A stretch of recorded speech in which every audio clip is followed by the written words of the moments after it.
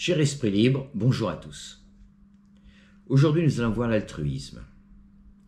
L'altruisme est l'un des chapitres les plus importants puisqu'il s'agit de montrer, du moins c'est ce que je tente de faire, la présence d'une idéologie altruiste face, en opposition à celle égoïste du libéralisme. D'une part, cette thèse atteste que l'égoïsme personnel ne fera jamais une société altruiste. Et d'autre part, que chacun d'entre nous possède un libre arbitre, un véritable libre arbitre, de faire le choix entre la voie de l'égoïsme ou celle de l'altruisme. Bien sûr, on ne peut pas toujours faire le choix de l'altruisme, mais d'essayer de nous comporter dans nos vies en nous tournant vers cette voie. Et ceci est en rapport avec un dossier que nous verrons plus tard, qui est celui de la volonté, où je prétends qu'elle est cause d'elle-même, c'est-à-dire que c'est notre volonté. Le libre arbitre n'est pas de la liberté, le libre arbitre c'est de la volonté de décider, de faire des choix. Et nous avons donc une volonté illimitée, donc un libre arbitre illimité, et cette volonté est cause d'elle-même. Mais ça, j'y reviendrai une autre fois. Ce qui est important, c'est effectivement de bien comprendre que quel que soit ce qui nous arrive de l'extérieur, les bonnes choses, les moins bonnes, les épreuves, quoi qu'il arrive, quelle que soit notre société, nous avons un véritable libre arbitre, ce qui est contesté par la pensée scientifique, par la pensée commune. Pour étudier cette question, je vais m'appuyer sur Plaidoyer pour l'altruisme de Mathieu Ricard, ce bouddhiste français bien connu. C'est-à-dire, là, on est dans une spiritualité bouddhiste. Et sur les deux sources de la morale et de la religion de Bergson. Et là, nous sommes dans une spiritualité occidentale. Donc, nous verrons que ces deux approches, très éloignées culturellement, aboutissent à une conclusion similaire. Il existe un altruisme inné chez l'homme, donc biologique, à la naissance. Ce qui va évidemment corroborer mon hypothèse de l'Homo sapiens, avant la chute néolithique, qui serait un altruiste solidaire. Et c'est pour ça qu'il a pu s'approprier et posséder toute la planète. Dans ma petite rubrique « Un bien peu caché, un mal », j'ai pris l'exemple de l'altruisme rationnel. Alors, qu'est-ce que c'est que ça? À l'origine, le libéralisme pouvait se résumer ainsi. L'égoïsme personnel produit de l'altruisme collectif. Autrement dit, par ma cupidité, je crée des richesses. Je les réinvestis dans l'industrie ou dans des services, lesquels vont créer des nouveaux emplois pour vous et à votre tour vous enrichir. C'est la thèse du ruissellement. Et bien plus récemment, Jacques Attali, défenseur de la nouvelle thèse de l'altruisme rationnel, la reformule plus subtilement. Il serait donc rationnel de penser que j'ai intérêt au bonheur des autres, alors je serai heureux. J'ai intérêt au succès des autres, à leur santé, à ce qu'ils soient bien éduqués, à ce qu'ils parlent la même langue que moi, à ce qu'ils fassent partie de mon réseau, etc., car j'en récolterai les bénéfices. C'est, selon Attali, la bataille entre la poursuite du modèle individualiste né au Xe siècle et celle du modèle altruiste rationnel d'aujourd'hui qui a surgi dans les ONG, dans le civisme social, à l'instar de l'action des banques pour les pauvres, comme Planète Finance, dont il est le créateur. Il nous dit, je le cite, que l'altruisme intéressé est le point de passage entre la liberté et la fraternité. Alors ça, voyez-vous, je vais y revenir, mais pour moi, c'est une idéologie mensongère.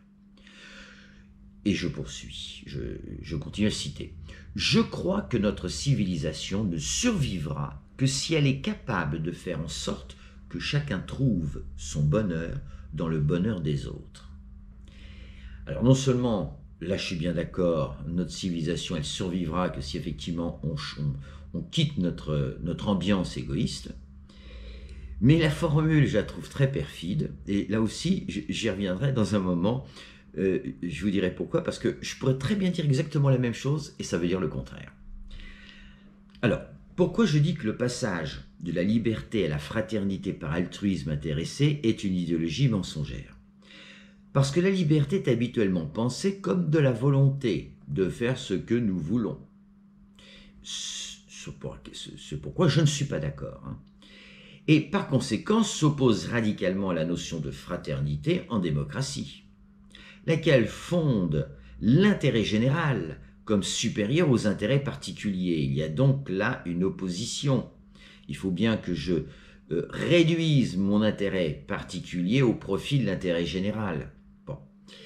Donc, dire que la liberté, que l'altruisme intéressé nous permettrait de passer de la liberté à l'altruisme, si vous voulez, ben, il y a un petit problème dès l'instant que l'on considère la liberté comme étant de la volonté de faire ce que l'on veut. J'aurai l'occasion de revenir sur les apparentes contradictions entre d'un côté liberté et hiérarchie et de l'autre entre égalité et fraternité, autrement dit entre les intérêts personnels et l'intérêt général. Bon. Dans le même ordre d'idées, citons André Comte de Sponville, un philosophe français. Je cite, ces deux citations sont dans le livre de Mathieu Ricard. Je cite, « Je crois donc que l'art de la politique, c'est de rendre des individus égoïstes plus intelligents, ce que j'appelle la solidarité, et ce que Jacques Attali appelle l'altruisme intéressé. Il s'agit de faire comprendre aux gens que c'est leur intérêt que de prendre en compte les intérêts de l'autre. » Alors remarquez comment l'intelligence rationnelle, pas celle du cœur, l'intelligence rationnelle, serait capable de générosité contre son propre instinct de survie, qui est la thèse du libéralisme d'une manière générale. Notre égoïsme viendrait de cet instinct de survie, c'est-à-dire d'aller à l'encontre d'elle-même, selon la thèse biologique du gène égoïste. Et tenir compte de l'intérêt d'autrui pour satisfaire notre propre égoïsme s'appellerait donc solidarité. Ah, c'est extraordinaire comment il y a une inversion du langage et des concepts. Et donc voilà comment un tel raisonnement masque un mal par un bien. Revenons un instant à la thèse du bonheur, puisque dans l'intérêt altruiste, donc il s'agit du bonheur d'autrui qui ferait mon bonheur. Et pourquoi j'ai dit que la formule d'Attali était perfide? Je la reprends, en sorte, je cite, en sorte que chacun trouve son bonheur dans le bonheur des autres. Donc je vous disais, parce que je pourrais prononcer les mêmes mots tout en disant le contraire. La pensée commune du bonheur le définit comme un bien-être subjectif, associé aux divers plaisirs personnels. Voilà en gros une définition générale du bonheur. À l'inverse, la mienne est la suivante. Le bonheur ne vient que d'autrui. C'est un don que l'amour d'autrui nous offre gratuitement, spontanément, et donc sans arrière-pensée. Mais il y a la réciproque. Donc, je suis responsable du bonheur d'autrui. Et c'est donc à moi d'offrir par mon amour la recherche du bonheur de mes proches. Pour bien me faire comprendre, il importe d'y distinguer la paix intérieure, la sérénité ou encore la zénitude de la notion de bonheur. Pour le bonheur, nous vibrons en nous émotionnellement. C'est ce qui crée l'enthousiasme. Et dans le mot enthousiasme, il y a théos, Dieu, c'est-à-dire le Dieu en nous qui vibre, quand nous nous sentons aimés en retour de notre amour. C'est là où on vit le bonheur. La paix intérieure ne fait pas vibrer. D'un côté, il y a donc une excitation émotionnelle, et de l'autre, le calme règne en nous. Quand effectivement le versant spirituel, le cœur émotionnel, et le versant rationnel, la conscience terrestre, sont en harmonie. Toutes les contradictions internes sont alors résolues, bien sûr jusqu'à la prochaine. Mais quand nous avons résolu nos contradictions internes, qui sont des contradictions émotionnelles, eh bien, à partir de là, il y a une certaine paix intérieure. Et c'est toute la quête du bouddhisme nous conduit à cette paix intérieure. En résumé, les moments de paix intérieure apparaissent quand nous avons résolu tous nos problèmes, tant matériels qu'émotionnels, et le bonheur, quant à lui, provient d'une relation d'amour réciproque. Ou encore, ça peut être gagner le combat pour une juste cause, donc toujours au profit d'autrui. Comme de rendre la dignité au soldat Dreyfus, par exemple. Je pensais à Victor Hugo. Remarquez donc maintenant à présent l'inversion qu'effectue l'altruisme rationnel. Pour mon propre bonheur, j'ai intérêt au bonheur d'autrui. Je ne donne plus mon amour avec une intention pure, je l'échange dans l'attente d'un retour. Voici donc le schéma habituel de la chute, qui s'exprime donc de cette manière. L'appropriation illégitime, c'est mon bonheur avant tout, couplé d'une idéologie toujours mensongère, promettre un vrai bonheur collectif à partir d'un simulacre de générosité particulière. Mais cette idéologie oublie que toute relation humaine saine nécessite une sincérité authentique. Je vous rappelle ce que nous enseignait Platon, c'est l'intention qui fait le laid et le beau et non l'action. Donc, quelle est mon intention derrière? C'est mon bonheur que je cherche ou c'est le bonheur d'autrui? C'est là toute la différence. Voilà donc à nouveau un subtil exemple d'un bien qui cache un mal. Et voilà aussi comment les forces égoïstes du libéralisme tentent actuellement de se recomposer face à leur échec économique. L'altruisme intéressé est donc une pensée politique, pas philosophique, qui du reste ne cache pas son intention cette fois-ci, sauver le soldat libéral. Donc, venons-en à plaidoyer pour l'altruisme. Volume de 1000 pages, publié en 2013. Mathieu Ricard résume la position des partisans de l'égoïsme naturel, parce que c'est là où on n'est vraiment pas d'accord. On parle bien d'un égoïsme naturel, biologique. Je cite, donc c'est Mathieu Ricard qui cite. La psychologue Hélène Wallster et ses co-auteurs nous assurent en effet que, et là il la cite, la théorie de l'équité, elle aussi, repose sur l'hypothèse simple, mais éminemment sûre, que l'homme est égoïste. Vous voyez, bon. Francis Edgeworth, 1845-1926, l'un des plus importants représentants de l'école économique dite néoclassique, affirme lui aussi que, il cite, « Le premier principe de l'économie est que chaque agent est uniquement motivé par l'intérêt personnel. » Donc vous voyez la différence. On a vu auparavant la notion de liberté coopérative. Vous voyez, là c'est simple, nous avons un agent uniquement motivé par l'intérêt personnel. On est toujours dans le même schéma qui est extrêmement simple. Mais Mathieu Ricard nous cite à l'inverse les tenants de la thèse renversée. Robert Frank de l'université de Cornell nous dit, lui, que, je cite, « Les altruistes ne sont ni plus ni moins rationnels que les égoïstes. Ils poursuivent simplement des buts différents. » Alors ça, c'est très important, parce que, voyez-vous, on est toujours en train de se dire que c'est la raison qui nous guide et qui définit si effectivement nous sommes égoïstes ou pas. Eh bien, non, je vais y revenir, la raison n'a rien à voir là-dedans.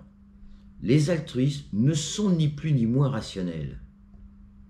Non, ce sont des buts différents. Vous voyez, j'ai un libre arbitre qui peut décider la voie de l'altruisme ou décider la voie de l'égoïsme. Bien sûr, on ne peut pas le faire tout le temps, on est bien d'accord. L'idée, c'est de tendre vers. Donc déjà là, on a Robert Frank qui nous dit quelque chose de très très important. Ils ne sont ni plus ni moins rationnels. Ce n'est pas une question de rationalité, l'altruisme et l'égoïsme. Pourquoi? Parce que c'est une question émotionnelle. De même, Norman Brown, philosophe de l'université de Cambridge, écrit, je cite, « La notion d'égoïsme psychologique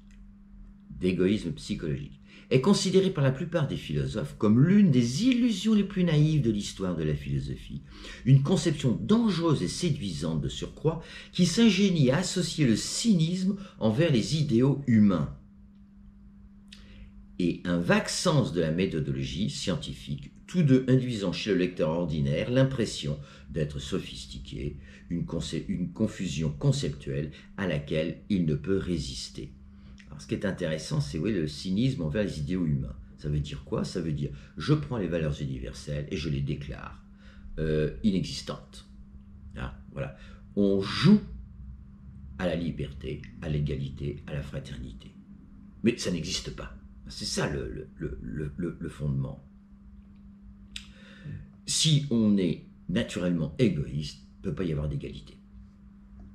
Face à ces deux thèses, égoïsme versus altruisme, voici une synthèse résumant la somme de travail réalisé par Matthieu Ricard, lequel nous éclaire déjà par la présence chez l'homme d'un altruisme inné.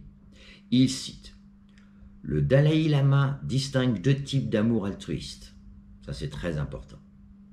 Le premier se manifeste spontanément du fait des dispositions biologiques que nous avons héritées de l'évolution. Je suis parfaitement d'accord avec ça. Cet altruisme naturel et inné ne nécessite aucun entraînement. Sa forme la plus puissante est l'amour parental, et je dirais même maternel. Toutefois, il reste limité et partial. L'altruisme étendu, c'est le second. Au contraire, est impartial. Chez la plupart des gens, il n'est pas spontané et exige d'être cultivé. Et il ajoute, quel que soit notre point de départ, niveau d'éducation, niveau d'âme, quel que soit notre point de départ, nous avons tous la possibilité de cultiver l'altruisme et de transcender les limites, il était limité et partial, et de transcender les limites qui le confinent au cercle de nos proches. Cette idée-là, cet altruisme étendu-là, on va le retrouver chez Bergson. On va même retrouver les deux. Depuis le début de ce travail, j'appelle à ne plus confondre le fait religieux avec la dimension spirituelle, ontologique de l'homme. Voici comment le Dalai Lama l'exprime. Je cite, « La révolution spirituelle que je préconise n'est pas une révolution religieuse. Elle n'a rien à voir non plus avec un style de vie qui, en quelque sorte, serait d'un autre monde, et moins encore avec quoi que ce soit de magique ou de mystérieux. Il s'agit plutôt d'une réorganisation radicale, loin de nos préoccupations égoïstes habituelles, au profit de la communauté qui est la nôtre, d'une conduite qui prenne en compte, en même temps que les nôtres, les intérêts d'autrui. » Alors ça, c'est très intéressant parce que, vous voyez, là, c'est en même temps. C'est pas « je m'intéresse à l'autre pour mon propre intérêt personnel », c'est « je reconnais que j'ai mon propre intérêt personnel, mais il y a aussi l'intérêt d'autrui et je vais en même temps prendre en compte les deux. » Et qu'est-ce qu'on fait dans ce cas-là?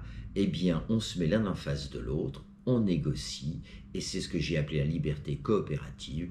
On accorde nos deux volontés en fonction de nos deux intérêts, mais il faut que chacun, réciproquement, prenne acte de l'intérêt d'autrui pour pouvoir avancer.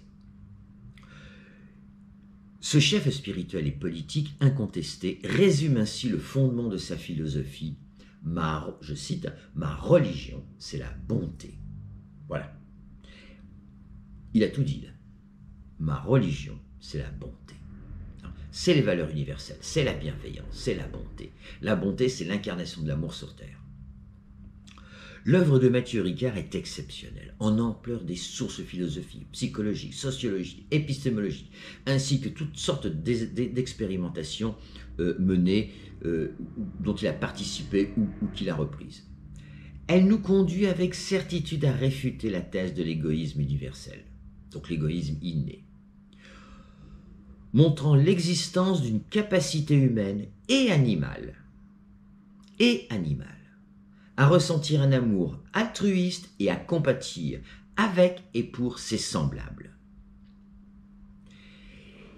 Je renvoie l'auditeur vers ces très belles vidéos de compassion animale interespèce. Un chat qui élève des canards. À un moment donné, il y a un renard.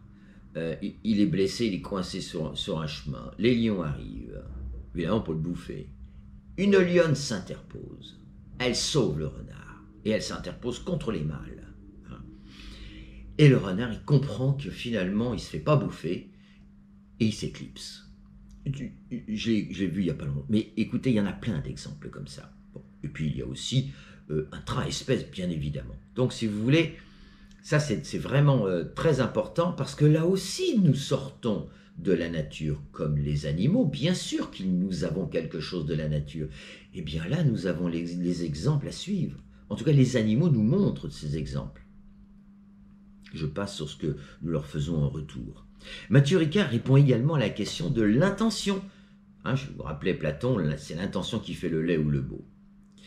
Donc, la question de l'intention qui motive l'acte authentique d'altruisme. Autrement dit, derrière l'acte d'altruisme, y a-t-il une intention égoïste? C'était la thèse de mon prof de psychologie à la fac. Notre auteur se réfère à une expérimentation psychologique consistant à montrer, je cite, qu'un altruisme véritable n'est pas influencé par l'anticipation des jugements d'autrui, donc les jugements d'autrui, et n'est pas motivé par la reconnaissance sociale. Cette confirmation expérimentale s'avère centrale puisqu'elle permet de distinguer définitivement la différence de nature entre l'altruisme intéressé, qui est un piège, vous l'aurez compris, et l'authentique altruisme.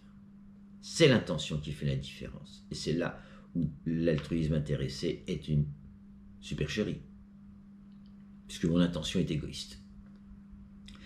Mais l'argument fondamental réside chez l'enfant de moins de 2 ans. Un chapitre entier de son livre est consacré à l'altruisme chez l'enfant. Tiré du paragraphe titré « La tendance à aider autrui est innée », il écrit, je cite, « Au vu de ses recherches, Michel Tomasello avance un certain nombre de raisons démontrant que le comportement de coopération et d'aide désintéressée se manifeste spontanément chez l'enfant. Ces comportements se manifestent très tôt, entre 14 et 16 mois. » Il poursuit, je cite, « Or les recherches scientifiques décrites ci-dessus démontrent exactement le contraire. » Il parle des thèses opposées, comme celle de Freud par exemple. D'une part, donc voilà ce que ça démontre, d'une part, l'enfant est naturellement altruiste dès son plus jeune âge. De l'autre, il n'apprend à modérer son altruisme inné qu'après avoir intériorisé les normes sociales. Et d'où elles viennent, nos normes sociales, depuis 5-6 000 ans, de la chute néolithique, l'égoïsme.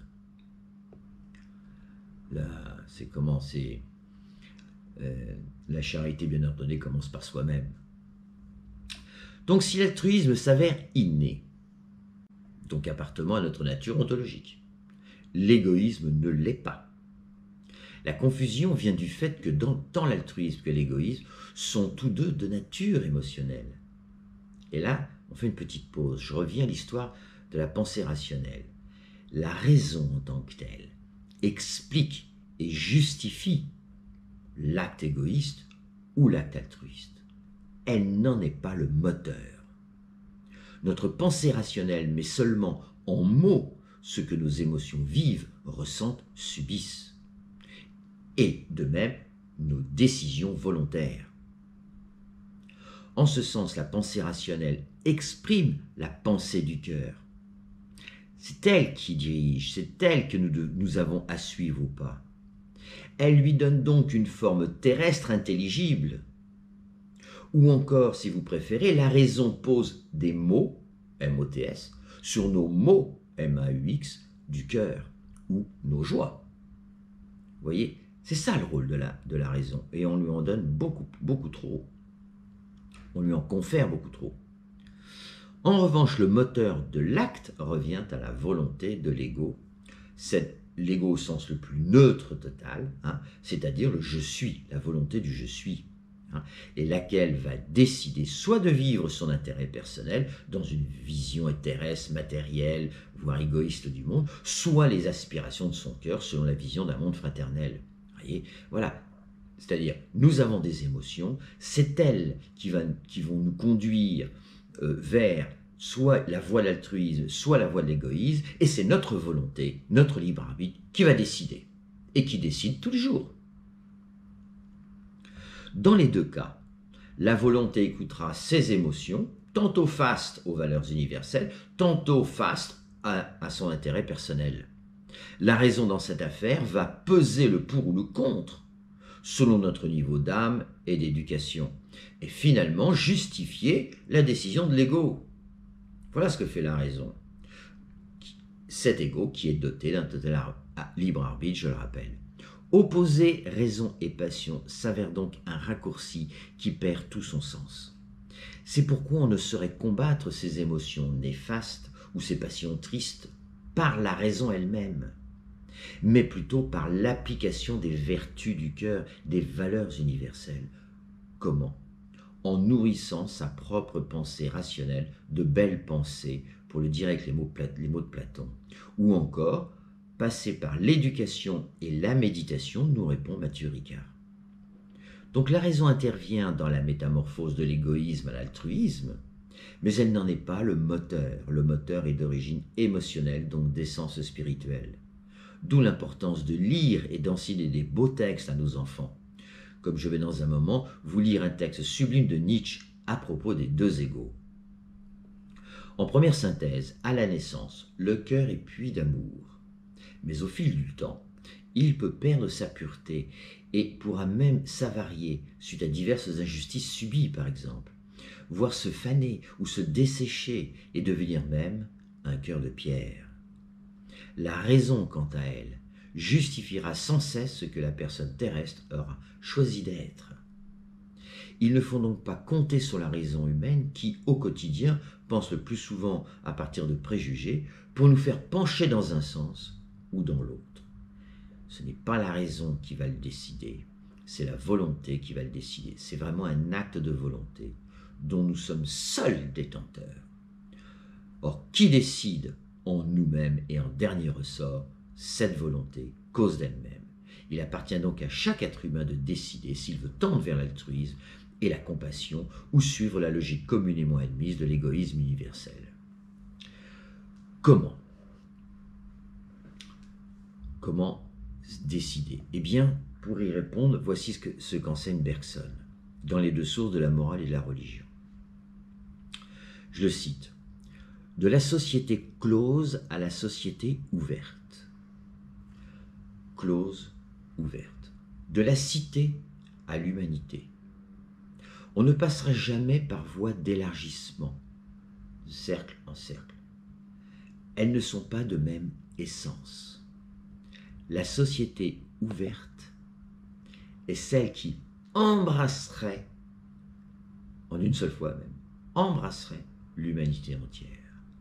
Et évidemment, avec tous les vivants et la planète. Alors voici les similitudes que je fais. À la société close de Bergson, j'associe l'altruisme inné, donc biologique, doté d'un amour limité et partial chez Mathieu Ricard. À la société ouverte de Bergson, j'associe l'altruisme étendu, doté d'un amour impartial chez Mathieu Ricard. Cet amour impartial, inconditionnel et totalement fraternel, Bergson l'a trouvé chez les mystiques. Je cite Bergson. Maintenant, une société mystique qui engloberait l'humanité entière et qui marcherait animée d'une volonté commune à la création sans cesse renouvelée d'une humanité plus complète, ne se réalisera évidemment pas plus dans l'avenir que n'ont existé dans le passé des sociétés humaines à fonctionnement organique comparable à des sociétés animales, sociétés closes. Car l'amour qui le consume, il parle du grand mystique, n'est plus simplement l'amour d'un homme pour Dieu, c'est l'amour de Dieu pour tous les hommes, à travers Dieu, par Dieu. Vous pouvez remplacer Dieu par source amour si vous voulez. À travers Dieu, par Dieu, il aime toute l'humanité d'un amour divin.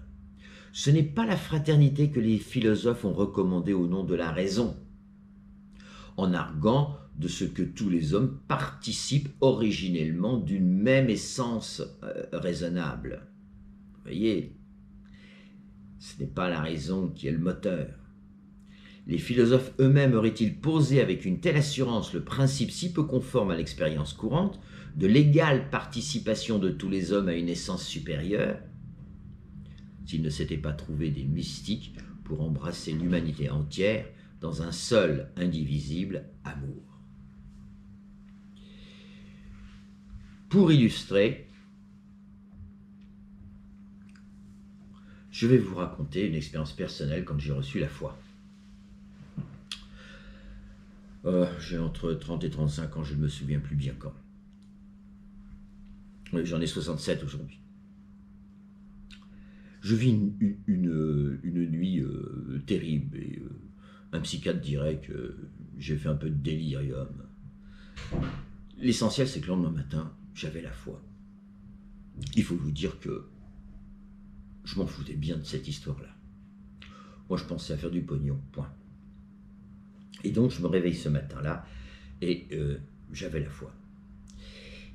Et j'avais donc cette foi avec trois convictions. Et une vingtaine d'années plus tard, je retrouve dans un livre de l'abbé Pierre ces trois professions de foi. Et vous allez voir les similitudes. Donc moi, je me réveille, Dieu existe. C'est une certitude et ça n'a d'ailleurs jamais bougé depuis. Dieu existe. Et l'abbé Pierre dit, Dieu est amour.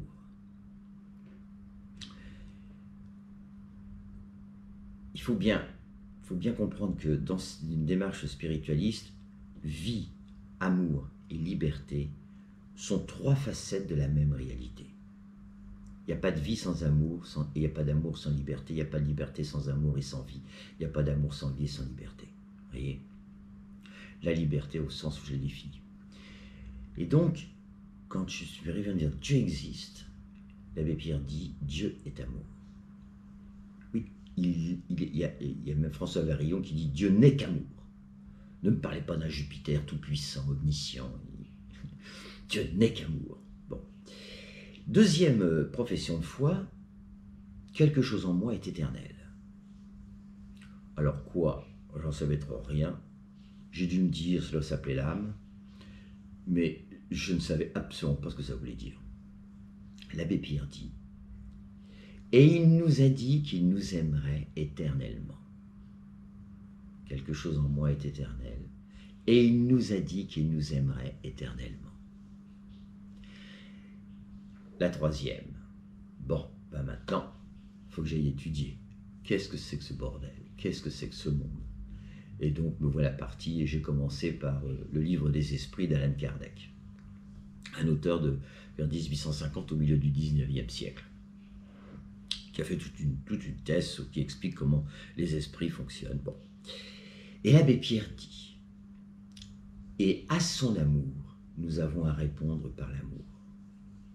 Et bien évidemment, répondre par l'amour, pour chacun d'entre nous, c'est partir à la reconnaissance de cet univers, de ce monde, de qui nous sommes vraiment, qu'avons-nous à faire, quelle est notre vocation, qui est toujours singulière pour tout le monde, mais qui en réalité, du point de vue universel, qu'est-ce que c'est que la vocation d'un sapiens, d'un homme? C'est d'apprendre à aimer. C'est ça sa vocation. Sous des formes totalement différentes chez les uns et les autres, mais la vraie vocation, c'est là, apprendre à aimer. Et donc l'abbé Pierre dit, et à son amour, nous avons à répondre par l'amour. Magnifique, non? Bon. C'est à ce moment-là, quand j'ai lu l'abbé Pierre, que j'ai admis que j'avais vraiment reçu la foi. Alors résumons où nous en sommes. Nous sommes donc face à deux types d'amour, deux types d'altruisme.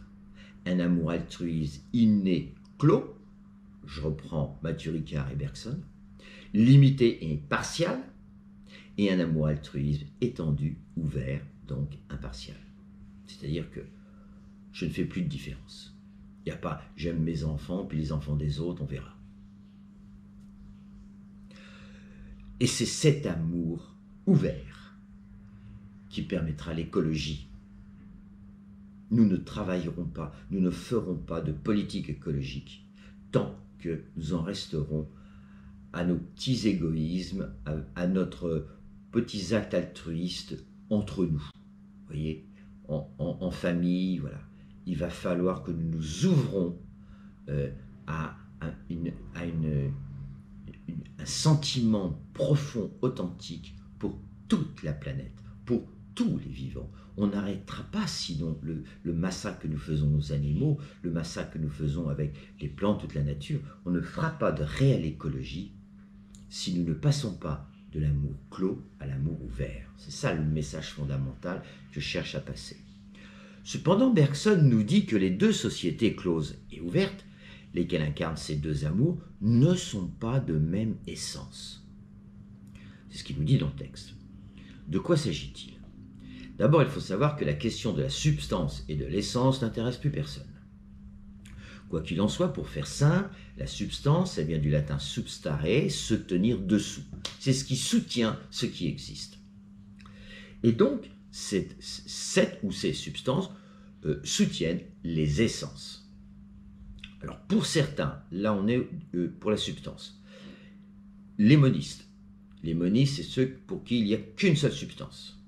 Soit la matière, c'est des monistes matérialistes, soit c'est une substance esprit, c'est des monistes spiritualistes.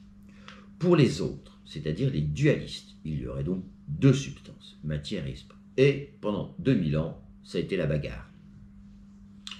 À partir de cette querelle des anciens, j'ai abouti à une substance mère qui a engendré deux substances filles, matière et esprit. Mais elle s'exprime dans notre monde à l'image de deux facettes d'un même médaillon. Je vous ai déjà fait cette remarque. Ces deux substances n'en font qu'une dans leur fonctionnement. C'est comme le Janus romain, les deux têtes qui s'opposent, elles fonctionnent ensemble et elles ont la même origine, et je vous montrerai plus tard pourquoi elles ont la même origine. D'où une substance à l'origine, une substance mère. Ces distinctions conceptuelles n'ont en réalité de valeur que pédagogique, pour mieux comprendre qui nous sommes, comment nous fonctionnons. Nous comprendrons d'ailleurs leur utilité quand j'aborderai les 10 caractéristiques des deux substances filles. Ces 10 caractéristiques sont au final les mêmes, mais fonctionnant de manière symétriquement inverse. Par exemple, si la substance matière est divisible à loisir, en effet, la matière, on a même coupé l'atome, qui veut dire insécable, on l'a coupé, on est au quartz, là, on a coupé le noyau, on a coupé, et on coupera peut-être encore. Donc la matière, et nous dans notre vie quotidienne, on peut couper toutes sortes de matières. En revanche, la substance esprit, elle est indivisible. Nous ne saurions diviser notre laboratoire conscience en deux consciences distinctes, c'est-à-dire avec deux égaux en nous. Nous avons chacun une conscience, qui est d'ailleurs illimitée dans l'espace et qui pense dans l'éternité. Je ne peux pas dire « je t'aime » pour 3 ans tacitement reconductible. Quand je dis « je t'aime » au présent éternel. Eh bien, ce laboratoire de conscience, c'est tout ce que nous avons d'ailleurs pour expérimenter la substance esprit, c'est tout ce que nous avons, c'est notre conscience. Eh bien déjà, je peux me prendre comme objet de réflexion, mais je ne peux pas avoir deux égaux, je ne peux pas avoir deux je suis. Et même le schizophrène, il a un personnage imaginaire avec qui il va correspondre, parce que en général, ils sont rejetés en termes d'amour dans notre monde, et donc il s'invente un personnage imaginaire qui prend vraiment réalité, et avec qui il entretient des relations affectueuses. Bon. Quoi qu'il en soit, nous ne pouvons pas, nous ne sommes pas capables Par contre, je peux me répliquer sans cesse, je peux sans problème me répliquer. Mais il n'y a qu'un je suis dans ma conscience. Il n'y a qu'un je suis dans votre conscience. Il n'y en aura pas deux. Quant à l'essence, elle définit quoi? Elle définit la nature propre d'une chose. C'est-à-dire ce qui la constitue en tant que telle et lui donne sa réalité fondamentale.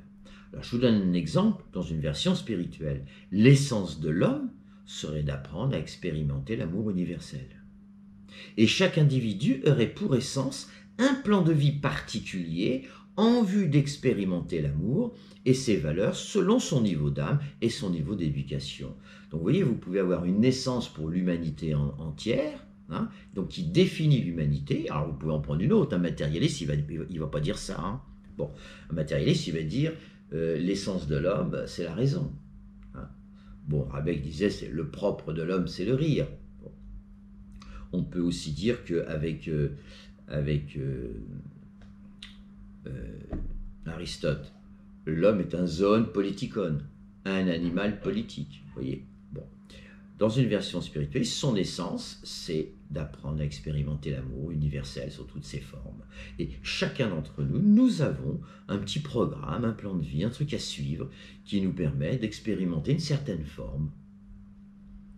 On n'expérimente pas toutes les formes dans une seule vie, c'est pour ça que nous avons des milliers de vies devant nous. Donc pour Bergson, la société close, incarnant l'amour altruiste inné de Maturika, est d'essence biologique aussi, donc issue de la substance matière, donc organique. Et à l'inverse, pour la société ouverte, incarnant à son tour l'amour altruiste étendu de Maturika, évidemment, c'est de substance spirituelle. Voilà. Bergson était un spiritualiste. Dans les philosophes vraiment connus, parce que je suis loin de tous les connaître, je pense que c'est le dernier philosophe spiritualiste. Cependant, dans nos vies quotidiennes, elles fonctionnent ensemble selon le principe d'unicité. Et qu'est-ce que c'est que ce principe d'unicité? Ça consiste à marier les contraires en nous. Voilà. Et c'est d'ailleurs ma définition de la sagesse. J'y reviendrai plus tard. La sagesse, c'est apprendre à marier les contraires en nous, à marier toutes les contradictions émotionnelles en nous. Ce qui n'a rien à voir avec les contradictions rationnelles. Si je dis la porte ouverte est fermée, évidemment, je dis une bêtise. Et donc, si je trouve dans le monde matériel, rationnel, une contradiction, il faut que je la règle. S'il y a une contradiction, il faut que je comprenne qu'est-ce qui se passe, où est-ce que je me trompe. Par contre, une contradiction émotionnelle, je ne dois pas les nier, ni la posture A, ni la posture non A. Je l'aime, mais ça me fait peur de m'engager. Je voudrais aider mon ami, oui, mais est-ce qu'il va me rembourser? Vous voyez, ça c'est des contradictions émotionnelles, c'est du vital, il faut les dépasser sans les nier, et c'est ce qui nous permet d'évoluer. Donc les contradictions émotionnelles nous permettent d'évoluer, les contradictions rationnelles ne nous permettent pas d'évoluer, ou ça permet d'avancer vers la vérité de la science, voilà par exemple.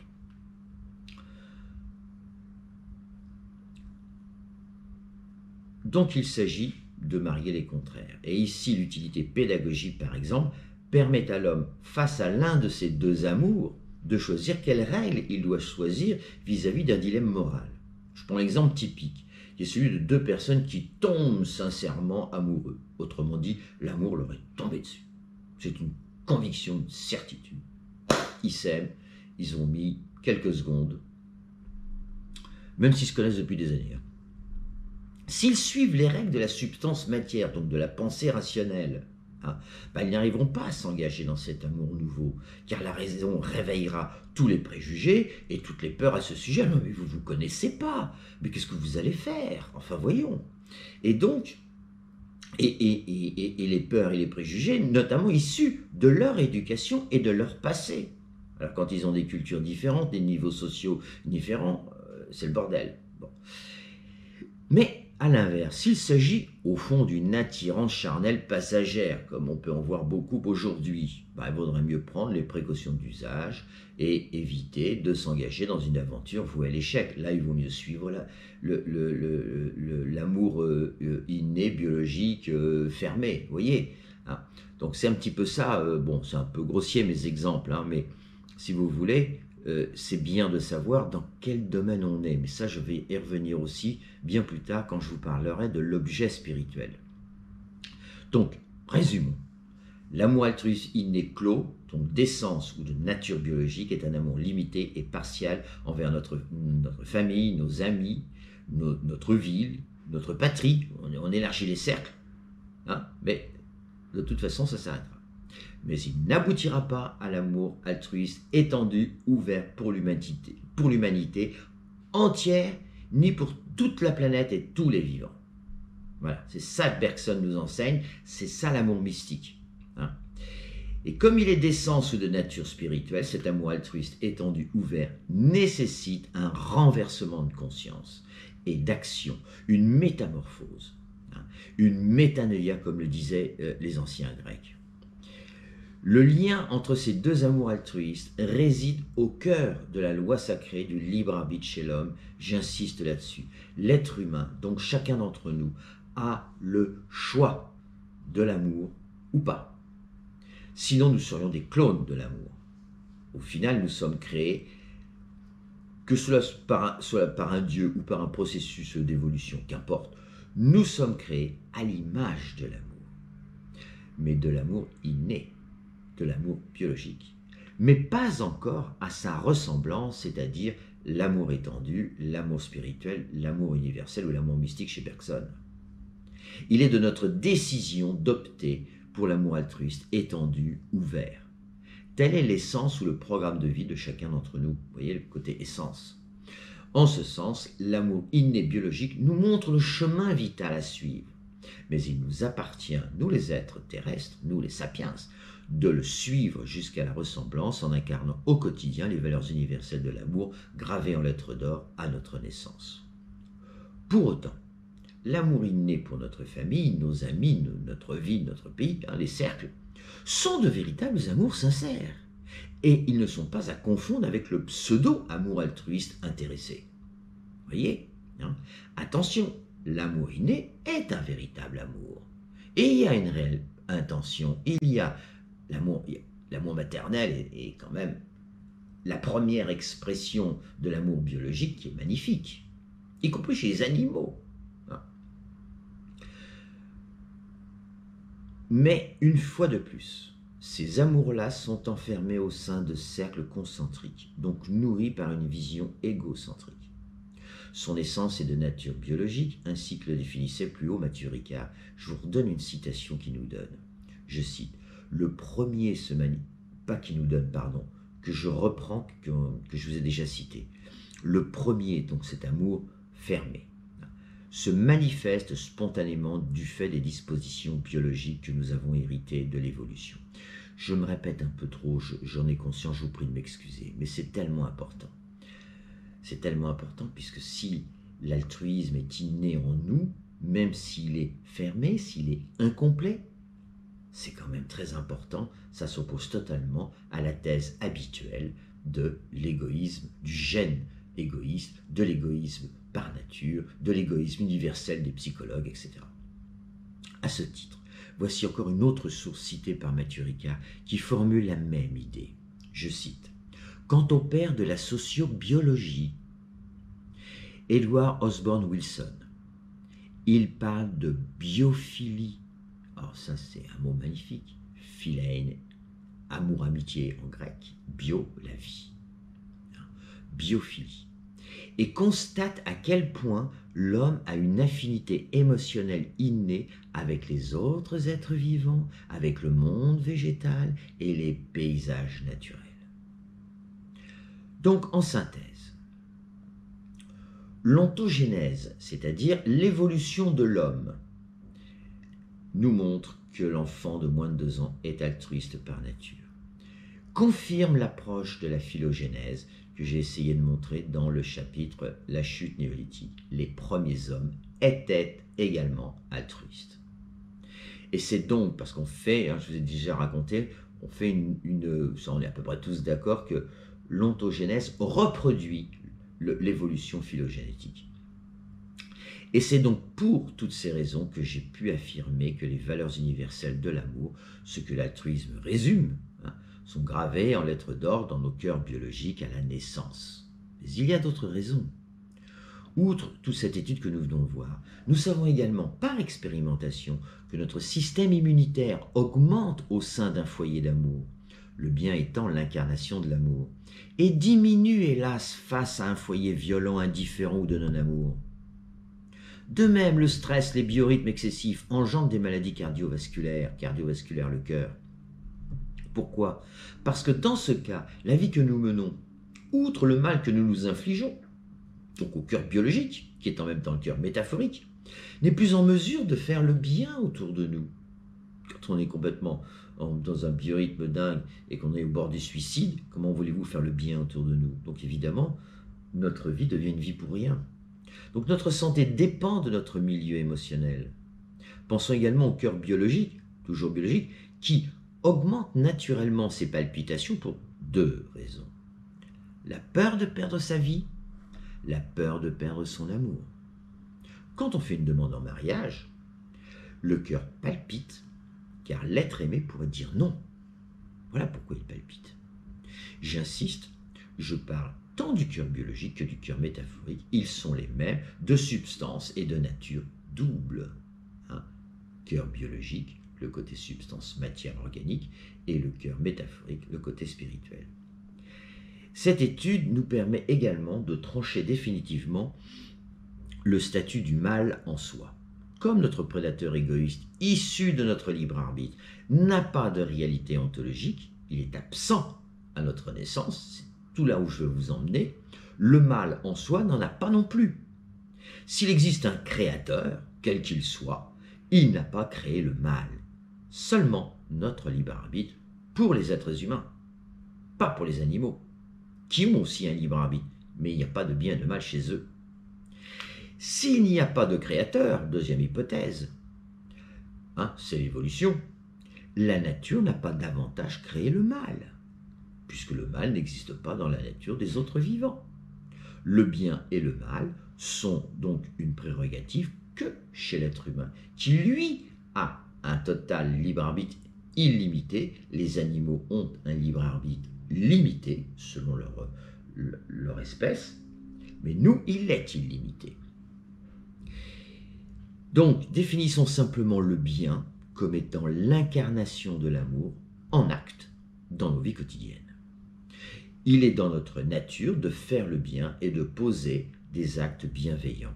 Je vous renvoie au corps médical face au Covid-19 par exemple. Et Rousseau disait quelque part, je crois, tout ce que je sens être bon est bon, tout ce que je sens être mauvais est mauvais. Oui, ça nous l'avons vu lors de la chute biblique.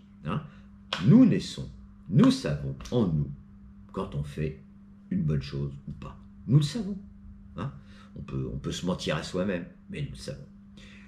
Quant au mal, puisque nous avons, c'est normal parce que nous avons ces valeurs universelles qui sont gravées dans nos cœurs, donc nous le savons.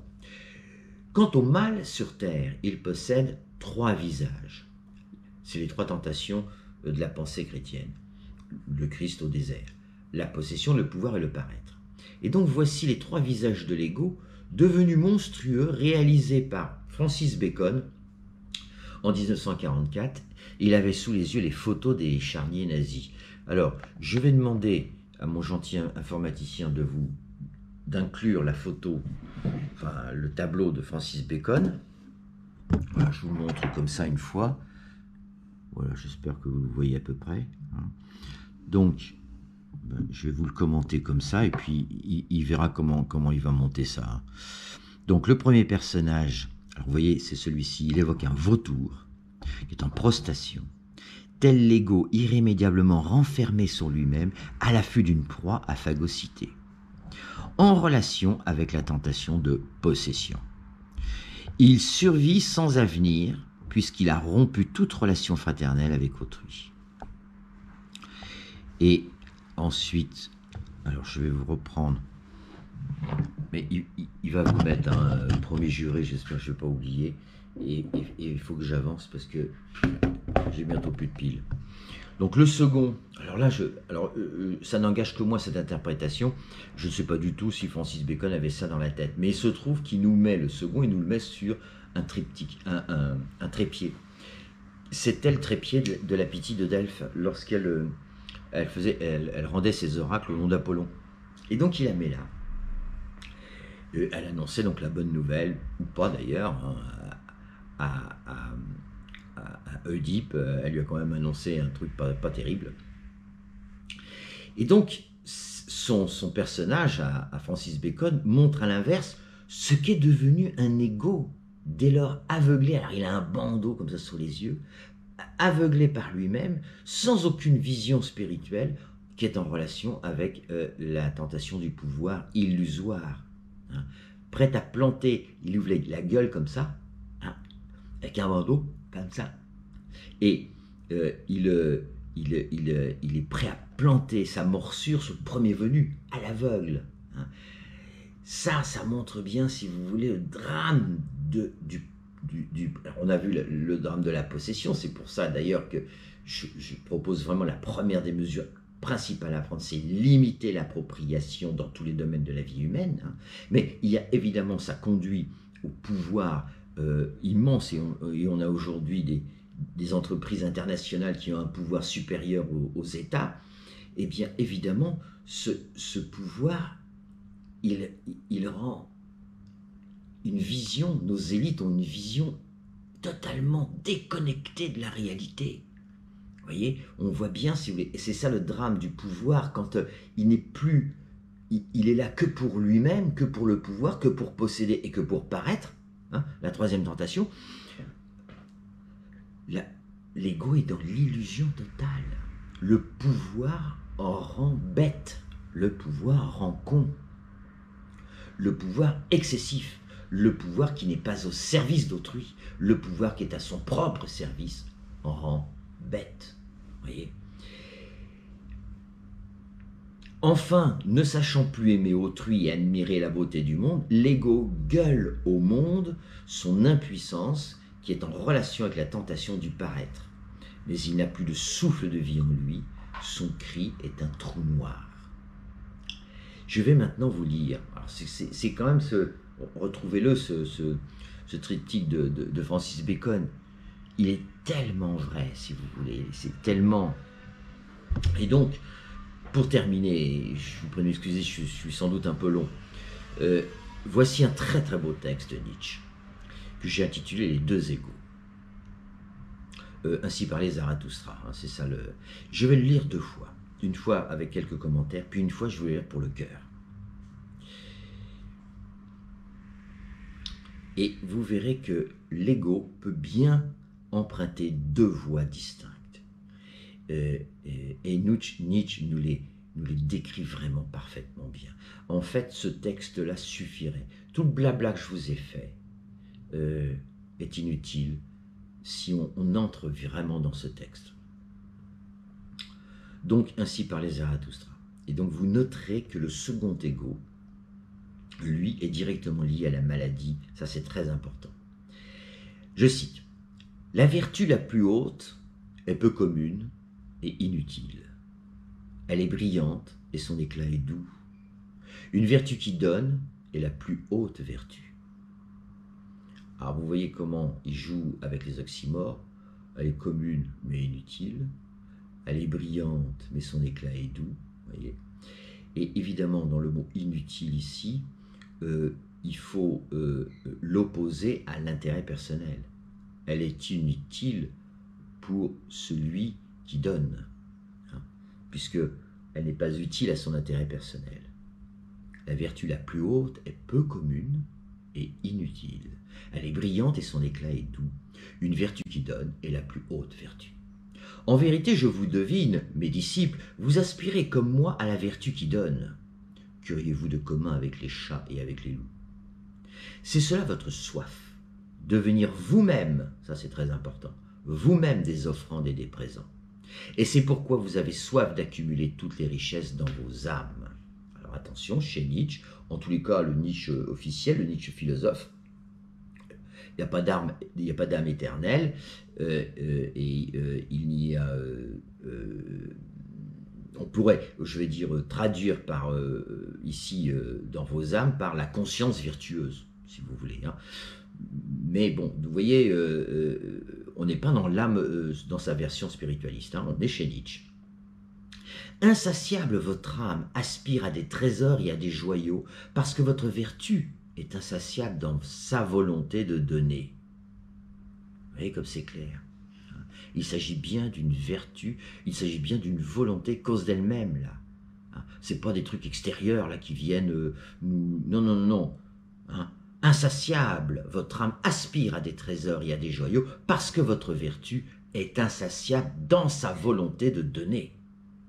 Vous forcez toutes les choses à venir à vous et en vous, de sorte qu'elles rejaillissent de votre fontaine, comme dans votre amour.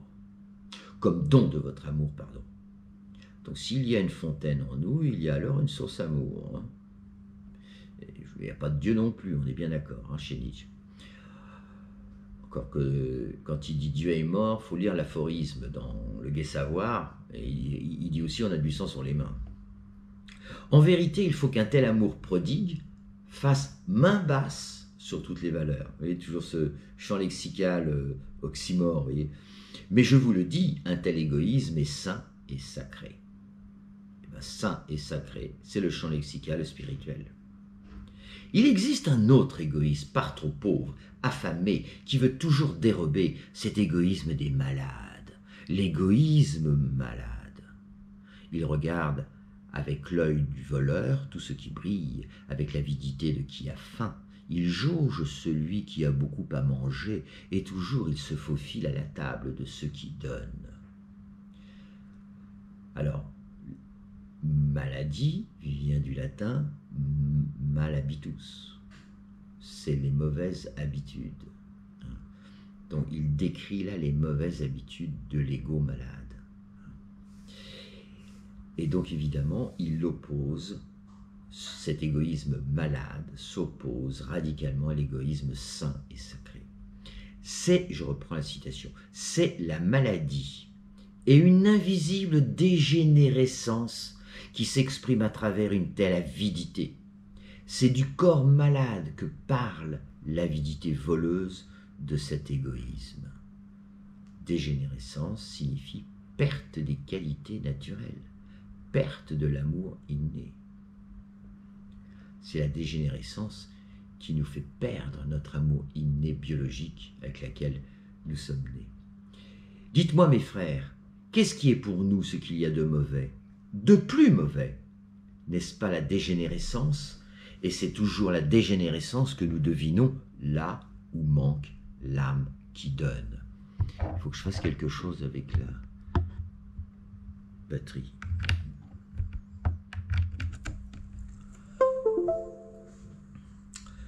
Donc cet égoïsme, coupé des valeurs, s'avère la principale maladie dégénérative de l'humanité.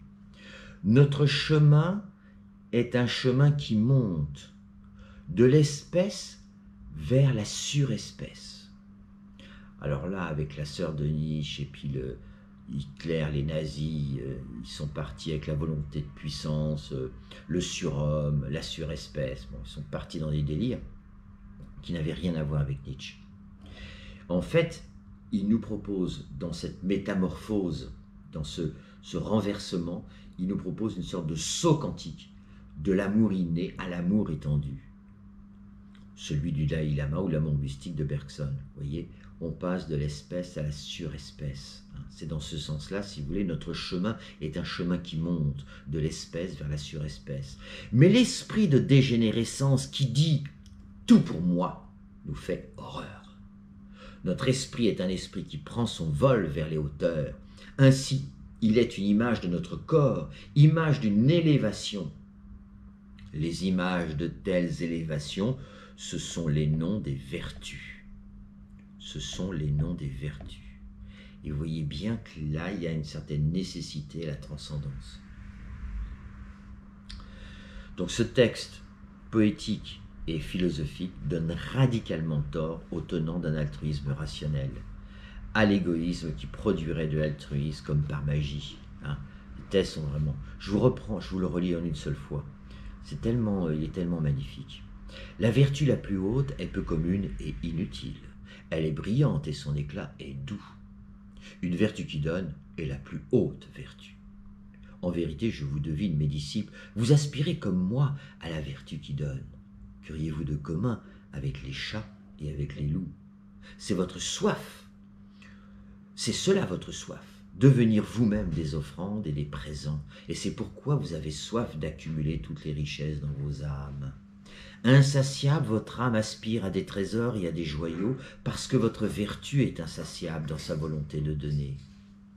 Vous forcez toutes les choses à venir à vous et en vous, de sorte qu'elles rejaillissent de votre fontaine comme don de votre amour.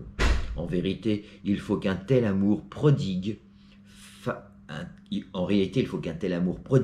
fasse main basse sur toutes les valeurs. Mais je vous le dis, un tel égoïsme est saint et sacré. Il existe un autre égoïsme, par trop pauvre, affamé, qui veut toujours dérober, cet égoïsme des malades. L'égoïsme malade. Il regarde avec l'œil du voleur tout ce qui brille, avec l'avidité de qui a faim, il jauge celui qui a beaucoup à manger, et toujours il se faufile à la table de ceux qui donnent. C'est la maladie et une invisible dégénérescence qui s'exprime à travers cette telle avidité.